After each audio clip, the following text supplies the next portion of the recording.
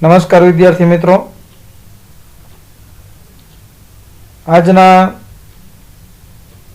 વિડીયોમાં આપણે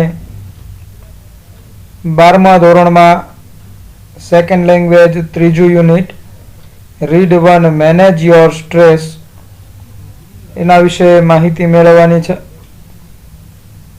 મેનેજ કરવું મિત્રો, આપણું જીવન, આપણી લાઈફસ્ટાઈલ એ આપણા માનસિક સ્વાસ્થ્ય સાથે ખૂબ જ ગાઢ સંબંધ ધરાવે છે. સામાન્ય રીતે આપણે કોઈ ચિંતામાં હોઈએ અને એ ચિંતા દૂર થાય, કોઈ પ્રશ્નનું નિરાકરણ થઈ જાય એટલે આપણે આપણા જીવનમાં સારું એટલે કે ફીલિંગ બેટર, હાશકારો, હળવાશ અનુભવવાથી આપણને એમ લાગે નાના જીવનમાં આનંદ છે. ઘણી વાર એવું કહેતા હોય છે મજા નથી આવતી, ગમતું નથી, કંટાળો આવે છે. તો એનો અર્થ એમ નથી કે વાસ્તવિક રીતે પરિસ્થિતિ કંટાળાજનક છે, પરંતુ આપણું માનસિક સ્વાસ્થ્ય એટલે કે મન છે એ સ્વસ્થ નથી, કોઈ ચિંતા તણાવમાં છે. ઘણીવાર આપણે કોઈ વાત છે અગત્યની એ ભૂલી જઈએ, કોઈ કાર્ય સમયસર ન થઈ શકે, ઘણીવાર વાતાવરણ પરિસ્થિતિ બધું અનુકૂળ હોવા છતાં આપણને પ્રતિકૂળતા લાગે, માથાનો દુખાવો, અપચો, ગેસ્ટ્રિક પ્રોબ્લેમ્સ, આ બધું જ જે છે એ મેન્ટલ સ્ટ્રેસ પર આધારિત છે. એટલે બધી જ બાબતો દર વખતે એવું હોય નથી, શારીરિક પણ તકલીફ હોય છે, પણ સામાન્ય જીવનમાં, રોજિંદા જીવનમાં ક્યાંક થોડુંક અડચણરૂપ હોય તો એની વાત છે મિત્રો. શારીરિક અને માનસિક બંને સંતુલન જરૂરી છે, જે આપણે 11મા ધોરણમાં શીખી ગયા. એમાં યોગ ફોર હેલ્થ યુનિટ નંબર 4. અહીં આ યુનિટમાં સ્ટ્રેસ સાથે જે કાંઈ માહિતી જોડાયેલી છે, how to deal with your stress, જ્યારે તણાવથી આપનું સ્વાસ્થ્ય લથડતું હોય, સ્વાસ્થ્યને અસર થતી હોય, તો પહેલા તો સ્ટ્રેસને કારણે કેવી તકલીફો થાય છે અથવા તો આ તકલીફ સ્ટ્રેસને કારણે થઈ છે એનો ખ્યાલ કઈ રીતે મેળવશું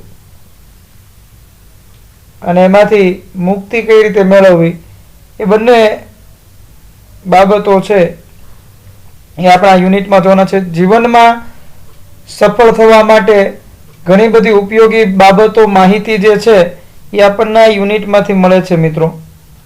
તો ખૂબ સરસ યુનિટ છે, ખૂબ જ ધ્યાનથી સાંભળજો, સમજજો, શીખજો, ખૂબ મજા આવશે.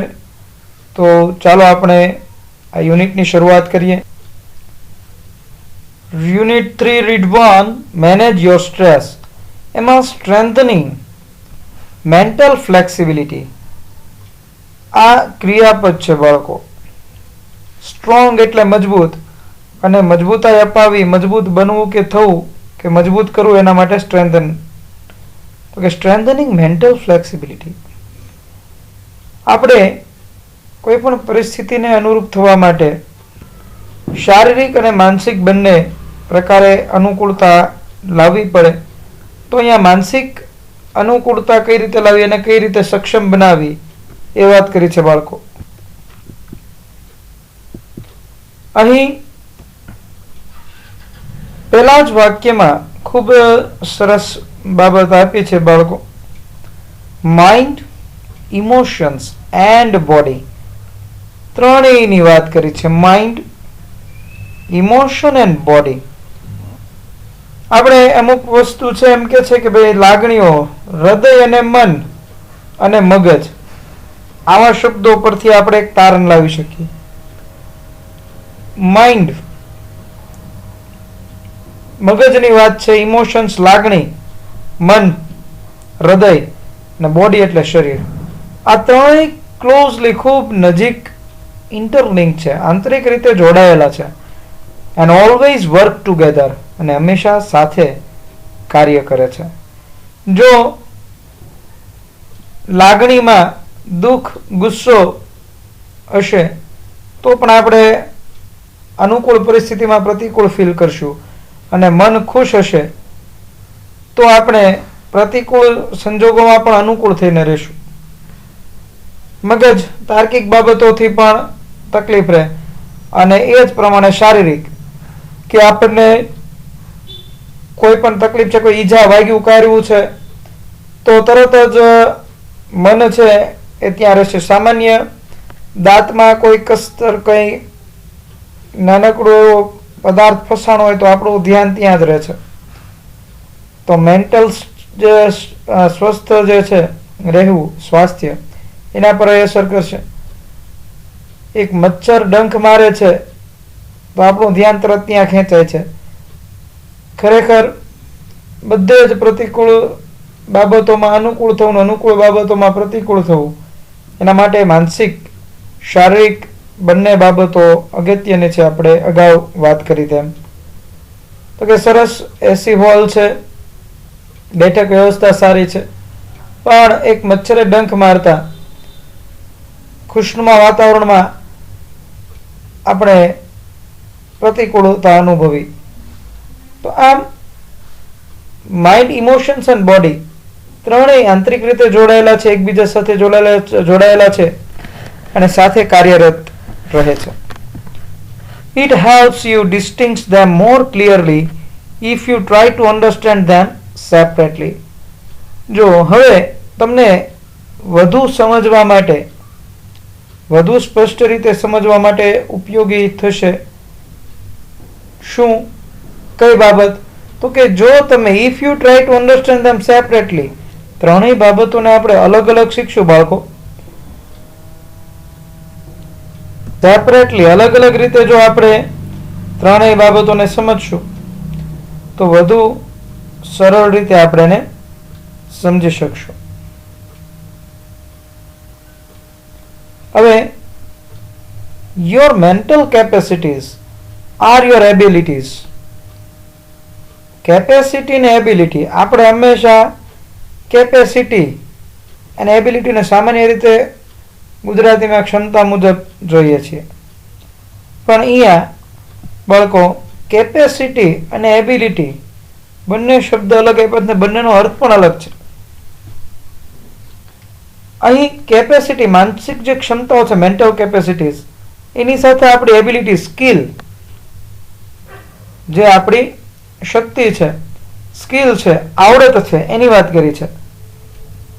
આપણે મનને એકાગ્ર કરવા માટે, જો એબિલિટીઝ ટુ કોન્સન્ટ્રેટ, મનને એકાગ્ર કરવાની જે શક્તિ છે, સ્કિલ છે, આપણામાં કૌશલ્ય, આવડત છે, એની વાત કરી છે. એટલે માનસિક ક્ષમતા અને મનને એકાગ્ર કરવાની તાકાત, જે આવડત છે, એ બંનેને વાત કરીએ તો તમારી જે માનસિક ક્ષમતા છે એ જ તમારી મનને એકાગ્ર કરવાની શક્તિ છે.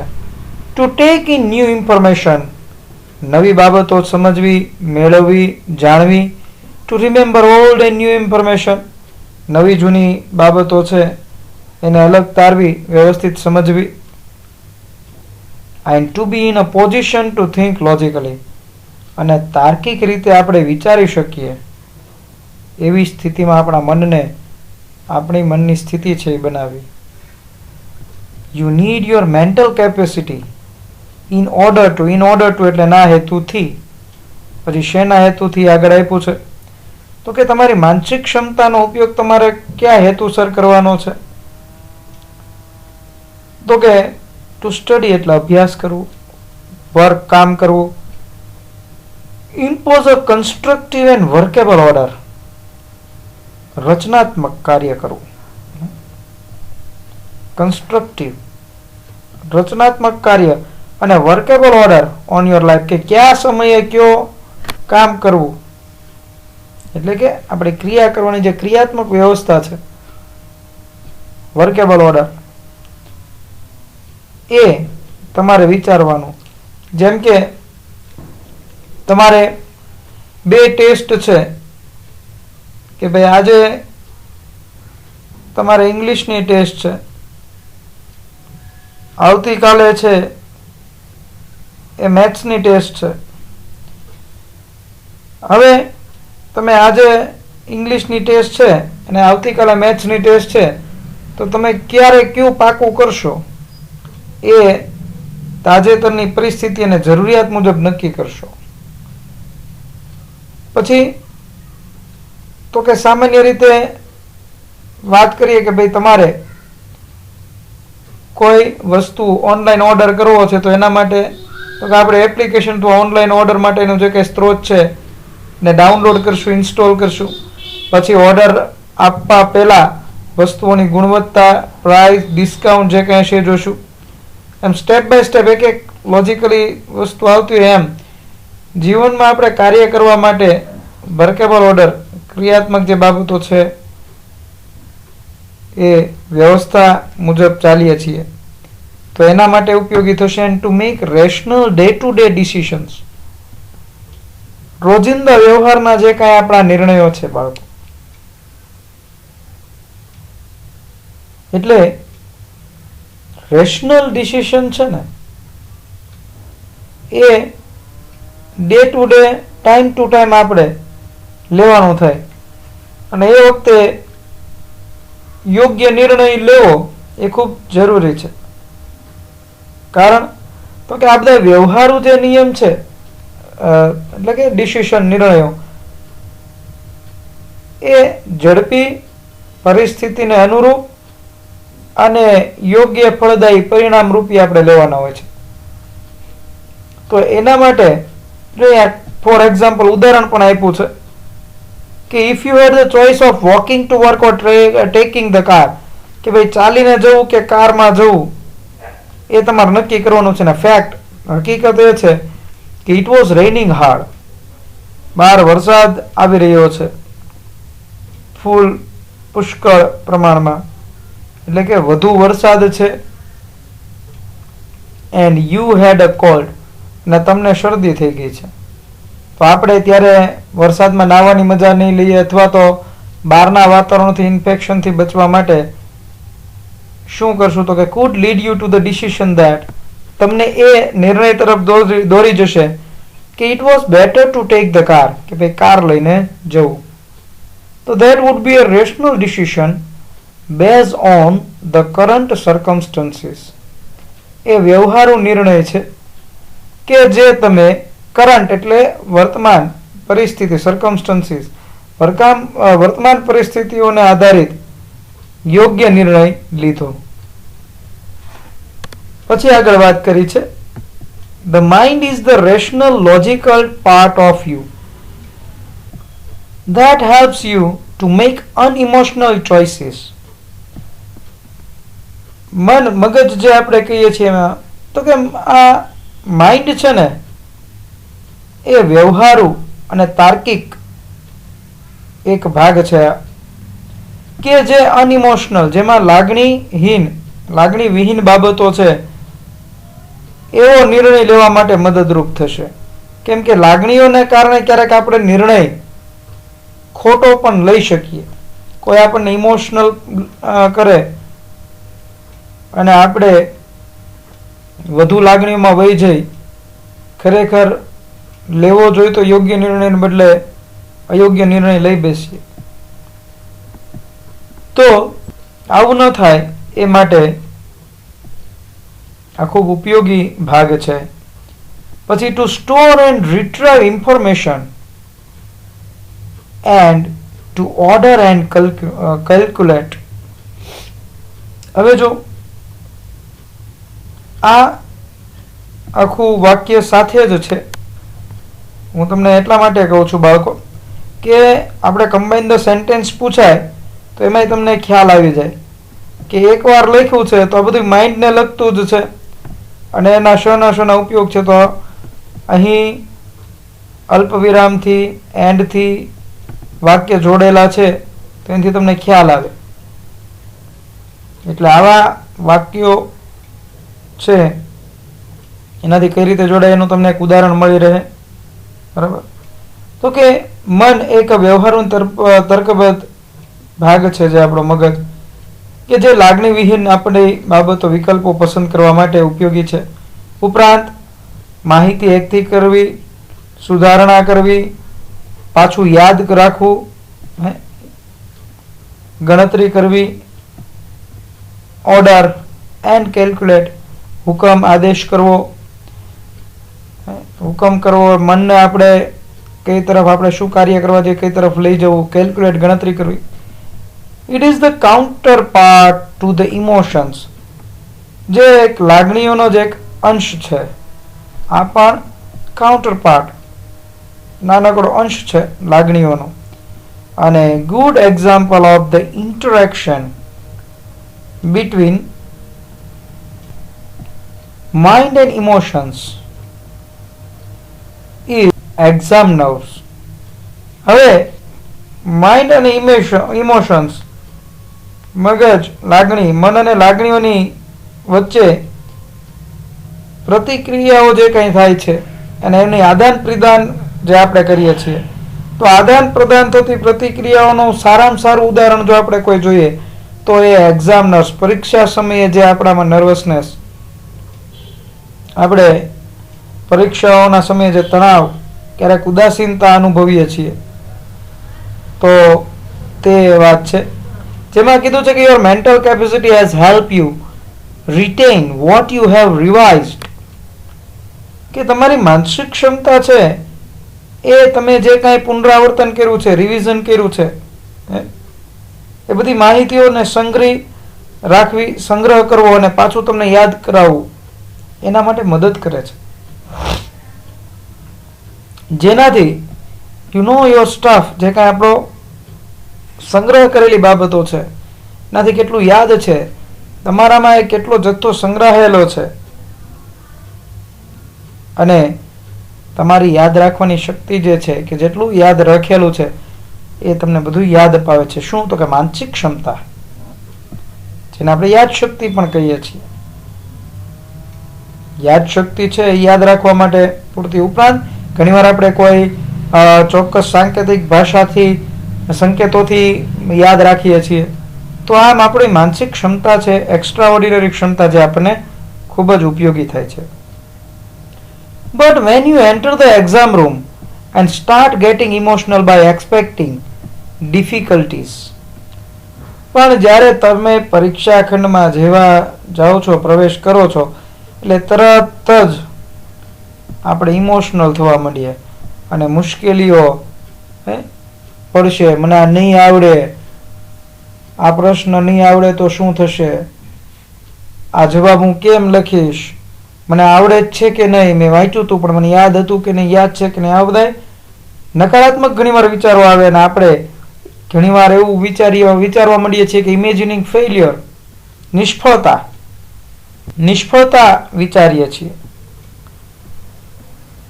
તો એ નિષ્ફળતા ખરેખર મળી નથી, પણ પહેલા જ વિચારી લ્યો છે, અને ઓલ ઓફ અ સડન, અને અચાનક જ તમે carefully stored information, the carefully stored information is no longer available. તમે બહુ કાળજીપૂર્વક જે કોઈ માહિતીનો સંગ્રહ કર્યો છે એ ભૂલી જાઓ છો, એ પ્રાપ્ત થતી નથી. ખરેખર તમને યાદ હોય ને આવી નકારાત્મક બાબતોને બીજી તરફ મન લઈ જવાને કારણે, માનસિક ક્ષમતા નબળી પડવાને કારણે તમે ભૂલી જાઓ છો. Your emotions have barred the way to your inner information store.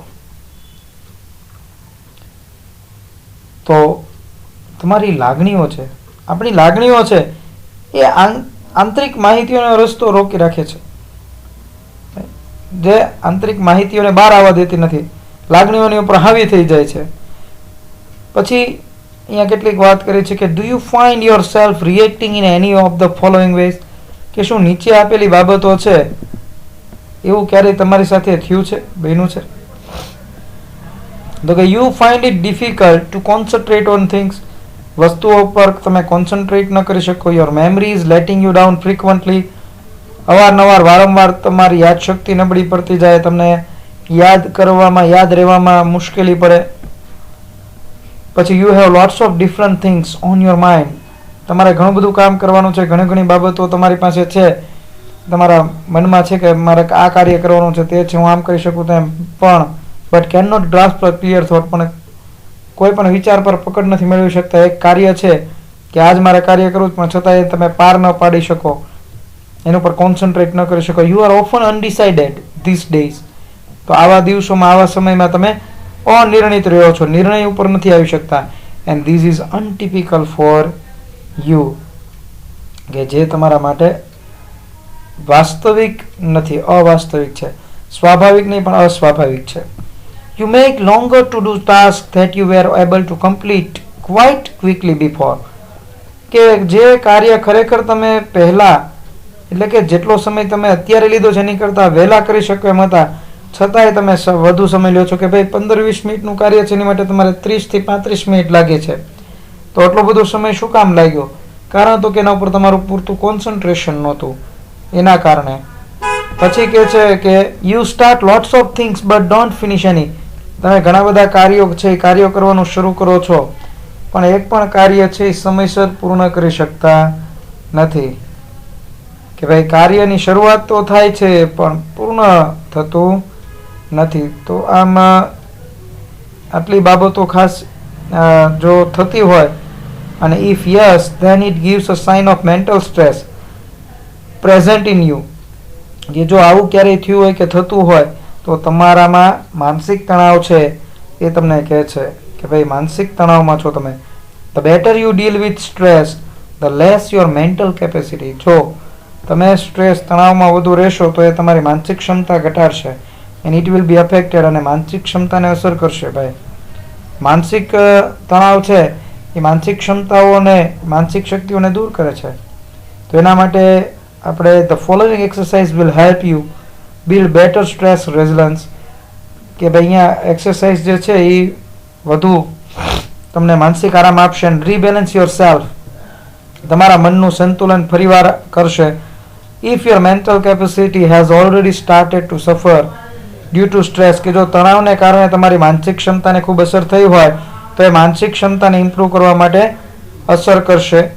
તો અહીંયા આપણે મિત્રો આવતા લેક્ચરમાં, નેક્સ્ટ વિડીયો લેક્ચરમાં છે એ કઈ કઈ એક્સરસાઇઝ છે, શું છે એ જોશું, એની વિગતો મેળવશું. ને ખરેખર આ એક્સરસાઇઝ આપણને ખૂબ જ ઉપયોગી નીવડશે. તો આપણે નેક્સ્ટ લેક્ચરમાં બાળકોએ શીખશું. આજનો વિડીયો જે છે એ આપણે અહીંયા પૂર્ણ કરીએ છીએ. આશા છે કે તમને મજા આવી હશે, માહિતી મળી હશે. આપનો ખૂબ ખૂબ આભાર.